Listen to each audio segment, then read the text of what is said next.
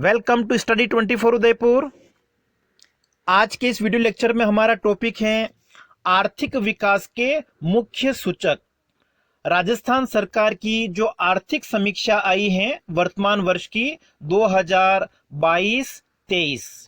2022-23 की जो आर्थिक समीक्षा है उनसे संबंधित जो महत्वपूर्ण बिंदु हैं जो कि आपके आने वाले कंपटीशन एग्जाम में जो विभिन्न प्रतियोगी परीक्षाएं होती हैं उनमें आर्थिक समीक्षा से संबंधित बहुत सारे क्वेश्चंस जो हैं वो एग्जाम में पूछे जाते हैं। तो आज का जो हमारा टॉपिक है वो आर्थिक विकास के मुख्य सूचक, जो आर्थिक समीक्षा 2022-23 का ही एक पार्ट है, उसको हम डिस्कस करेंगे। तो आर्थिक विकास के मुख्य सूचक में सबसे जो महत्वपूर्ण अवधारणा आती है वो राज्य का सकल घरेलू उत्पाद है। सकल राज्य घरेलू उत्पाद जीएसडीपी। अब देखिए जीएसडीपी की जो गणना है वो दो आधार पे की जाती है। एक तो बेस ईयर, आधार वर्ष जो होता है, आधार वर्ष की कीमतों के आधार पर। तो वर्तमान समय में जीएसडीपी की जो गणना है आधार वर्ष पर जो की जाती है, स्थिर मूल्यों पर जो की जाती है, तो वो जो आधार वर्ष है वो कौन सा है? 2011-12। और एक जो गणना की जाती है वो की जाती है वर्तमान वर्ष की कीमतों पर। जिस वर्ष का सकल घरेलू उत्पाद ज्ञात किया जाता है उस समय उस वर्ष में जो कीमतें प्रचलित होती हैं जिसको हम कहते हैं प्रचलित मूल्यों पर। तो जीएसडीपी की गणना दो आधार पर की जाती है। एक तो स्थिर कीमतों पर जो 2011-12 की कीमतें ली गई हैं, और एक वर्तमान वर्ष की कीमतों पर जिसको हम कहेंगे प्रचलित मूल्यों पर। अब देखिए 2022-23 जो हमारा करंट फाइनेंशियल ईयर है उसके लिए स्थिर कीमतों पर सकल राज्य घरेलू उत्पाद का जो अनुमान लगाया गया है, अग्रिम अनुमान जिसको हम कहते हैं एडवांस एस्टिमेशन, वो कितना है? 7.99 लाख करोड़, या हम कह सकते हैं 7,99,449 करोड़ का अनुमान लगाया गया है स्थिर कीमतों पर। तो सबसे पहला बिंदु आपको याद रखना है, स्थिर कीमतों पर जीएसडीपी का जो अग्रिम अनुमान लगाया गया है वो कितना है? 7.99 लाख करोड़ रुपये। ठीक है, ये आप शॉर्ट में याद रख सकते हैं। स्थिर कीमतों पर कितना है? 7.99 लाख करोड़ 2022-23 के लिए। और जो प्रचलित मूल्यों पर अनुमान लगाया गया है वो इसका डबल है लगभग। ठीक है, 14.13 लाख करोड़।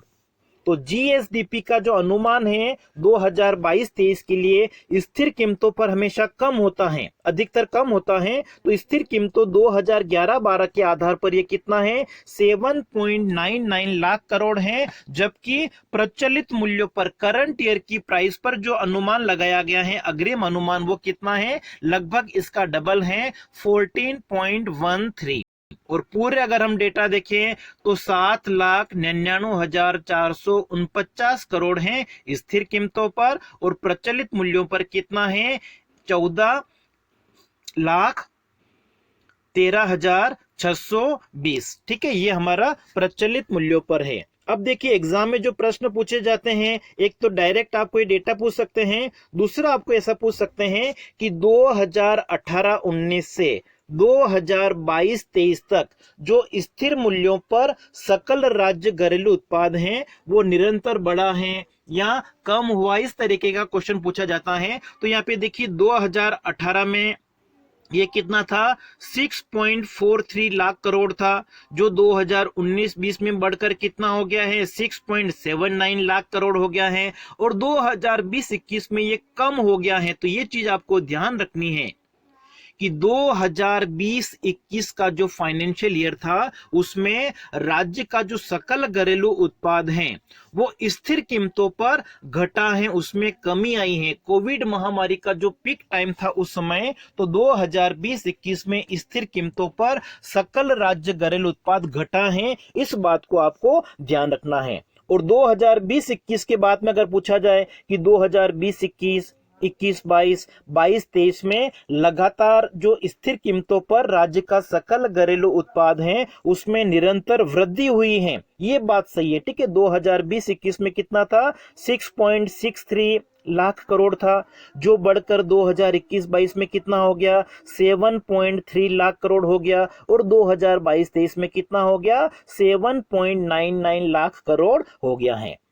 तो डायरेक्ट अगर आप डेटा देखोगे साथ साथ इसमें वृद्धि की जो प्रवृत्ति है, ये विभिन्न वर्ष हमारे जो आर्थिक समीक्षा में दे रखे हैं वो भी आपको थोड़े बहुत देखने हैं।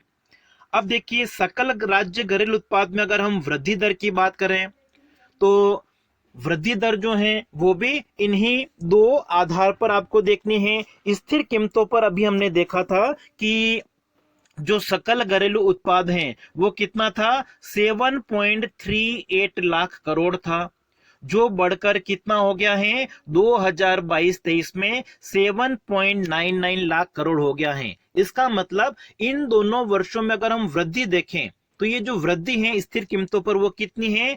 8.19% की वृद्धि हुई है। 2021-22 की तुलना में 2022-23 में स्थिर कीमतों पर जो सकल घरेलू उत्पाद हैं उसमें कितनी वृद्धि हुई है प्रतिशत के रूप में अगर हम देखें तो 8.19% की वृद्धि हुई है। जबकि प्रचलित मूल्यों पर अगर हम देखें, करंट ईयर की प्राइस पर, वर्तमान वर्ष की कीमतों पर, तो ये जो वृद्धि हुई है वो कितनी हुई है? 16.04% की। तो 2022-23 में स्थिर कीमतों पर और प्रचलित मूल्यों पर जो वृद्धि दर है वो क्रमशः कितनी है? 8.19% और 16.04%। अब यहां पे आपको एक चीज एक और ध्यान रखनी है कि 2020-21 में जो स्थिर कीमतों पर सकल राज्य घरेलू उत्पाद की वृद्धि दर है वो ऋणात्मक रही है। इस बात को भी आपको ध्यान रखना है। स्थिर कीमतों पर सकल राज्य घरेलू उत्पाद की जो वृद्धि दर है वो किस वर्ष में ऋणात्मक रही है? 2020-21 में। और एक और चीज यहां पे है कि 2021-22 की तुलना में 2022-23 में जो स्थिर मूल्यों पर और प्रचलित मूल्यों पर सकल घरेलू उत्पाद की जो वृद्धि दर है उसमें कमी आई है। देखिए 21-22 में कितनी थी स्थिर कीमतों पर? 11.36% थी, जो 2022-23 में कम होकर कितनी हो गई है? 8.19। और प्रचलित मूल्यों पर यह थी 2021-22 में 19.5%, जो कम होकर 2022-23 में कितनी हो गई है? 16.04%। तो ये चीज अभी आपको ध्यान रखनी है।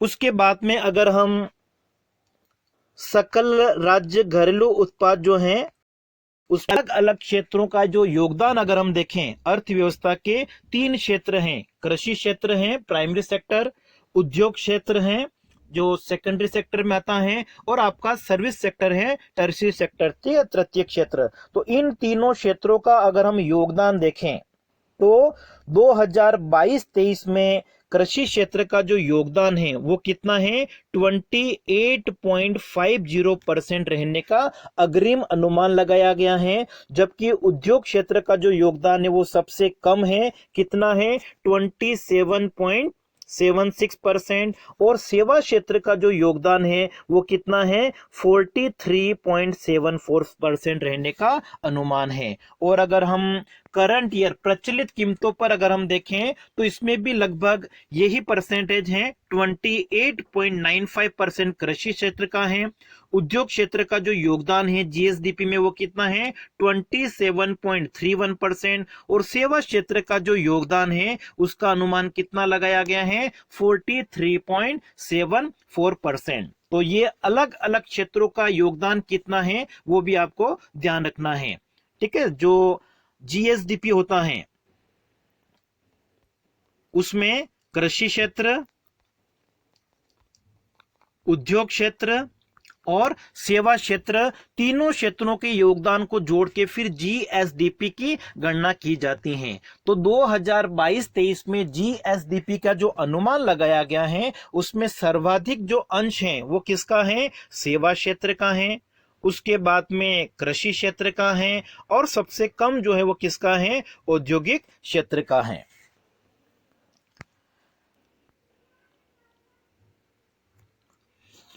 इसके बाद में अगर हम शुद्ध राज्य घरेलू उत्पाद की बात कर रहे हैं, नेट स्टेट डोमेस्टिक प्रोडक्ट्स, ठीक है, एनएसडीपी की अगर हम बात करें, शुद्ध का मतलब क्या हो गया, जो सकल है उसमें से डेप्रिसिएशन मूल्यह्रास को घटाया जाता है। तो शुद्ध राज्य घरेलू उत्पाद जो है वो स्थिर कीमतों पर कितना रहने का अनुमान लगाया गया है, 6.94 या 6,94,771 ये करोड़ में आपको दे रखे हैं। जबकि प्रचलित मूल्यों पर कितना रहने का अनुमान लगाया है, 12,95,527 करोड़। ठीक है, तो यहां पर अगर हम देखें, देखिए आपने ऊपर जो देखा था अभी, स्थिर कीमतों पर जो जीएसडीपी था वो कितना था, 7.99, ठीक है, 7.99 लाख करोड़। और शुद्ध के लिए हम क्या करते हैं, उसमें से डेप्रिसिएशन को माइनस करते हैं। इसलिए डेप्रिसिएशन को माइनस करने के बाद में, घटाने के बाद में जो शुद्ध राज्य घरेलू उत्पाद आया है स्थिर कीमतों पर, वो कितना है, 6.94। तो देखिए जो शुद्ध राज्य घरेलू उत्पाद होता है वो सकल से हमेशा क्या होगा, कम होगा। तो इसका जो अनुमान लगाया गया है वो कितना है, 6.94 लाख करोड़। जबकि प्रचलित मूल्यों पर अभी हमने देखा था वो कितना था, 14, जो जीएसडीपी था, ठीक है, वो कितना था, 14 पॉइंट कुछ था। लेकिन जो शुद्ध है वो उससे क्या होगा, कम होगा। तो प्रचलित मूल्यों पर ये कितना है, 12.59, ठीक है, 12,59,527 करोड़ रुपए रहने का अनुमान लगाया गया है। ये कौन सा है, शुद्ध राज्य घरेलू उत्पाद है, नेट स्टेट डोमेस्टिक प्रोडक्ट है, एनएसडीपी जो हम जिसे कहते हैं। अब देखिए पर कैपिटा इनकम की बात करें, प्रति व्यक्ति आय की अगर बात की जाए, तो प्रति व्यक्ति आय के जो आंकड़े हैं वो पिछले वर्ष की तुलना में बढ़े हैं। ठीक है, पिछले वर्ष जो प्रति व्यक्ति आय का जो अनुमान था, संशोधित अनुमान 2011-12 के लिए, 2011-12 की स्थिर कीमतों पर अगर हम देखें वो कितना था, 80,545, ठीक है, जो बढ़कर 2022-23 में कितना रहने का अनुमान है, 86,134, 86,134। ठीक है, ये प्रति व्यक्ति आय के आंकड़े हैं स्थिर कीमतों पर। जबकि करंट ईयर की प्राइस पर जो प्रचलित कीमतें होती हैं, प्रचलित मूल्यों पर जो अनुमान लगाया गया है वो कितना है, लगभग 1.5 लाख के आसपास है, 1,56,149 रुपये। ठीक है, ये आंकड़े आपके करोड़ में नहीं है, किसमें है, रुपये में है। तो स्थिर कीमतों पर जो प्रति व्यक्ति आय के आंकड़े हैं वो कितने हैं, लगभग 86,000 के आसपास है। ठीक है, राउंड फिगर में 86,134 है। जबकि प्रचलित मूल्यों पर जो ये कितना है, लगभग 1.5 लाख से ज्यादा है। ठीक है, 1.5 लाख से ज्यादा का मतलब ये आपका हो गया 156, ठीक है, 1,56,149। तो इस तरीके से आपको याद रखने डेटा कि प्रति व्यक्ति आय के जो डेटा आपके हैं, आंकड़े हैं, वो स्थिर कीमतों पर कितने हैं, 86,134 हैं। जबकि प्रचलित कीमतों पर 1.5 लाख हैं। ठीक है, थोड़ी सी ज्यादा है। इससे हमेशा प्रचलित कीमतों पर जो मूल्य होते हैं वो अधिकतर क्या होते हैं, ज्यादा होते हैं। तो स्थिर कीमतों पर 86,000 है, जबकि प्रचलित मूल्यों पर कितना है, 1.5 लाख से थोड़ा ज्यादा है, 1,56,149 रुपये। ये अनुमान है, अग्रिम अनुमान है, फर्स्ट एडवांस एस्टिमेशन। तो अभी हमने जो डेटा देखे हैं उनको हम इन डायग्राम से भी देख सकते हैं। ठीक है, इसमें सकल राज्य घरेलू उत्पाद की जो वृद्धि दर है स्थिर कीमतों पर दर्शाई गई है। ठीक है, जिसमें 2018, 19, 19-20 के अलग अलग जो डेटा दे रखे हैं, पहले बढ़ी हैं, उसके बाद में कम हो गई हैं, वापस बढ़ी हैं 2021-22 में, लेकिन 2022-23 में क्या हो गई हैं, कम हो गई हैं। इसी तरीके से प्रचलित मूल्यों पर अगर वृद्धि दर देखी जाए, ठीक है, ये थोड़ी सी बढ़ी हैं, उसके बाद में कम हो गई हैं, फिर वापस बढ़ी हैं, और 2022-23 में 21-22 की तुलना में क्या हो गई हैं, घट गई हैं। इसी तरीके से अलग अलग क्षेत्रों का जो योगदान है वो कितना है वो भी हमने देखा था, उनको भी आप इस डायग्राम से देख सकते हैं। फिर प्रति व्यक्ति आय के जो डेटा हैं पर कैपिटा इनकम के, वो भी हम देख सकते हैं कि जो स्थिर कीमतों पर है वो कितना है 86,000 समथिंग, और जो प्रचलित मूल्यों पर वो कितना है 1.5 लाख रुपए से थोड़ा ज्यादा है।